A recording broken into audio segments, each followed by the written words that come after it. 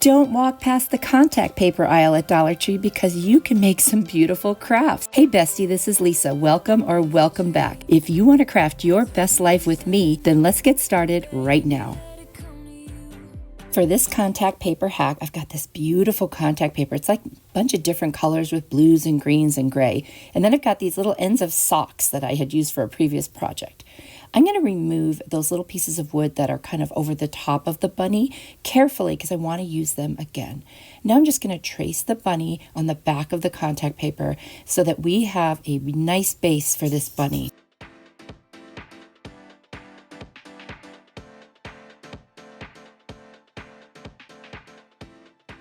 Now I'm going to go ahead and cut it out.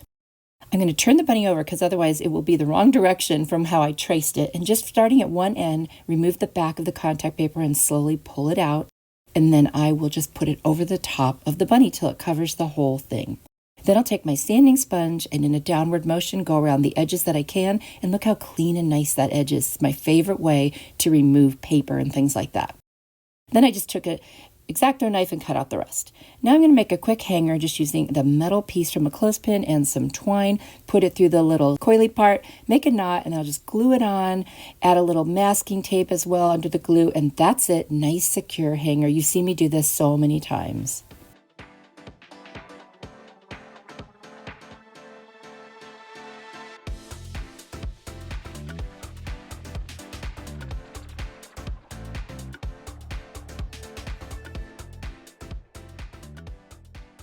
Now I'm going to take the inside of the ear that I took off and I'm going to use this fake wood kind of contact paper and just put it over the top and glue it back onto the ear. I thought that looked really cool. There's this round sign from the Dollar Tree and I just want the eggs from it. I'll use that round piece for some other project. So now I'm going to take that wood contact paper and I'm going to put all of the eggs on there. There's 3 of them. And then I'm just going to cut that out and then I'll sand around the edges just like I did before and get a nice clean edge. And now all of my eggs look like they are wood. I'll glue them on just the way I want to see them on there. You can do this any way you want. And then I'll replace those little bows I took off. Why not use them? They're super cute and they're the right colors for like an Easter spring craft. So now I'm going to take those little sock ends and I'm going to wrap it around the bunny's tail. So I just used one of them. I wasn't sure if I needed both, but I'll glue that on, wrap it around, and then add a little extra piece in the back so you can't see any of the wood.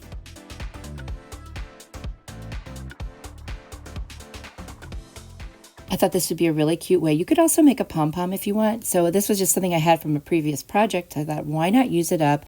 I keep all these scraps, so it made sense to try to use them. Now I'm just going to glue that right back on to the little bunny. And that's it.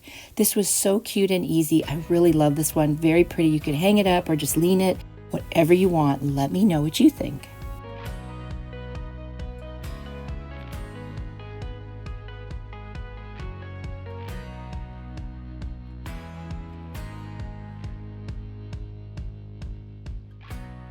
For this Dollar Tree contact paper hack, I'm going to take this wooden round from the Dollar Tree, which is super cute just the way it is.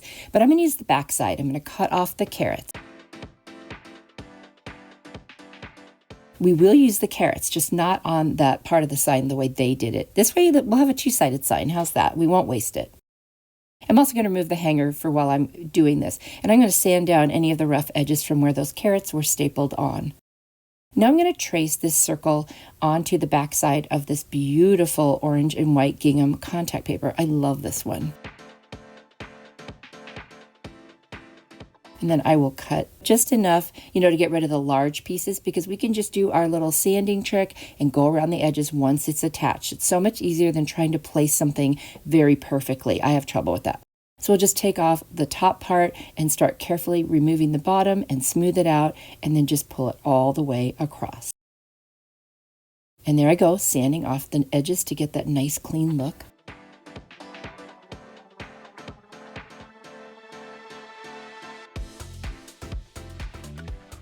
And there it is, all ready to go. And there's the other side of the sign if we did want to use it. Now I'm going to poke a hole back where those holes are to get the hanger back in. And you can't see it, so I wanted to do it real quickly, make sure I get that hanger in there, because I love the beads on the twine for a hanger. That is such a cute thing. And if you didn't have one already, they're so easy to make. Now we're going to place our carrots on the bottom. I'm just going to position them where I want and then hot glue them in place.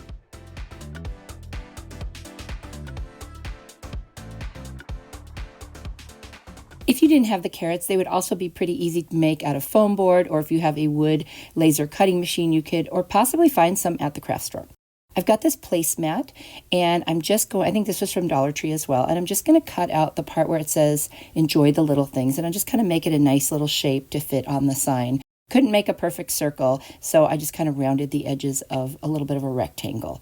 And I'm just going to hot glue that right to the center of the sign. I thought that was really cute. And I think that the color in the background kind of complements the greenery on the carrots. So I thought that matched really well. Now I've got this really cute little white greenery. I got this at Walmart. They really have great greenery. If you haven't checked it out, you really should. The prices are really good as well. And I'm just going to put that around where the hole is for the hanger on both sides. Just kind of dress up the top a little bit. And that is all there is to this one. It was so easy. You do have a double-sided sign now. And I just love that contact paper. You'll have to let me know what you think. And if you would want to try something like this.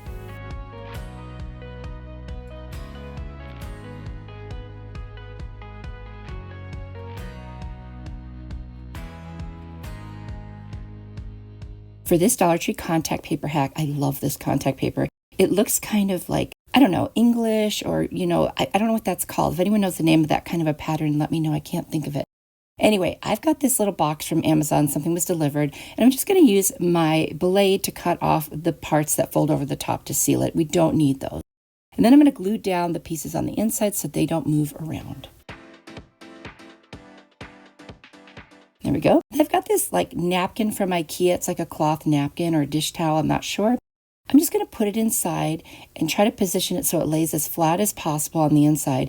And then I'm going to take some hot glue and start gluing around the edges just to keep it in place.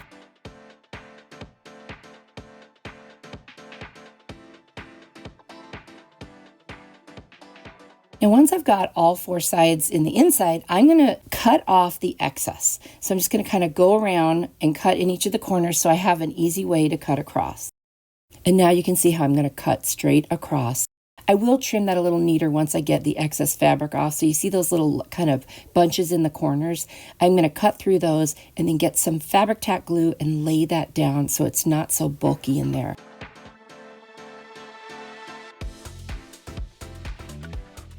I could have cut individual pieces of fabric, but I kind of wanted to do it this way. It did seem a little bit easier to me. And there I am, just kind of using a paintbrush to lay down those edges with the glue. That really did help without getting my fingers really gooey. Now I measured the sides and the bottom, and I already put them on the back of the contact paper, so now we're just going to cut it out. And I'm going to start placing them. I did make each corner at the top a little bit angled so that when I fold it in, it gives me a little overlap in each of the corners, which is something I wanted. So now we've got the two longer sides on, and now we're going to do the two shorter sides. There you go. And the last piece I'm going to put on is the bottom, because that way that'll seal them. See how they hung over a little bit on the edges? So I cut this piece a little bit larger, and then we're just going to place it right over the top, and then we can clean up those edges. This is a very easy project. And you can just create your own little storage boxes. And there I'm going around with my blade just to kind of get rid of the excess. And then I'm going to go around all the edges and push it down, clean up the corners the best I can by just pushing down the sticky paper. Now I've got this faux leather ribbon from the Dollar Tree. I was debating between the white and the black. I ended up choosing the black. So I'm going to cut two pieces of the same size, and I'm just going to glue each of the ends and make a little raised curve to make it look like handles. Obviously, they're not functional, but they're just for decor, and I do think it looks really pretty. You could even put some of those pop-up stickers on the ends, paint them like a silver color to look like it's a tack of some kind. Anyway, I love this one. It's going to be such a cute thing in my craft room for storing some supplies. Let me know what you think.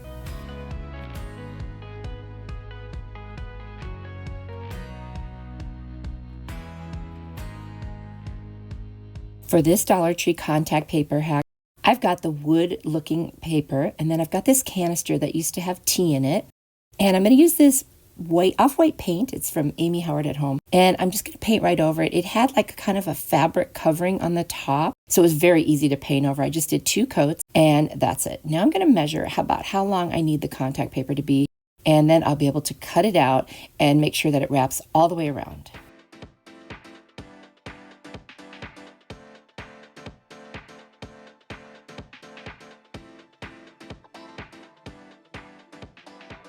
So now I'm just going to start with the end and try to place it so that when it wraps around, it stays even to the bottom. I'm going to use the the top as my guide. We'll wrap it all the way around carefully, slowly, while pushing down to get rid of any bubbles, and then I will trim off the excess. Now I've left a little excess on the top and the bottom just because I wanted to make sure it was looking really nice. And I went around with the blade and it's super, just by pushing against the end there, it just goes right off the edge. And then I can clean it up even more once I get that extra piece off. And you'll see there's just like a little bit left, but I go around again and get rid of all of that. Like, see how I'm pushing it the other direction now?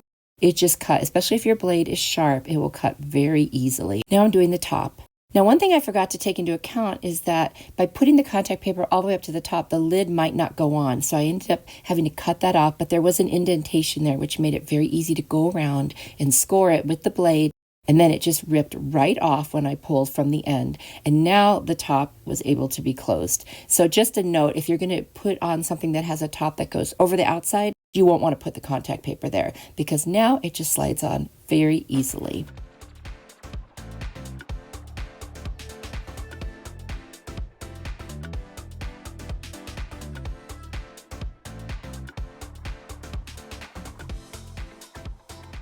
I'm going to cover that paint in Mod Podge just to be on the safe side since it would be handled quite a bit. And I love the look of this. Even though it's faux wood, it just looks pretty sitting on a shelf and it's functional, so I could still store things in it if I want to.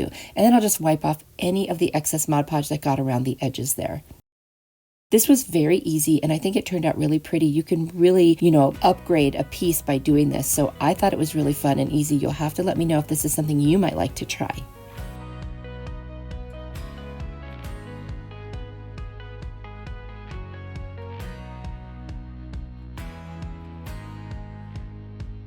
Ready for more inspiration? Here's another video I think you'll really like. If you click on it, I will see you there. You are truly a blessing to me. Bye!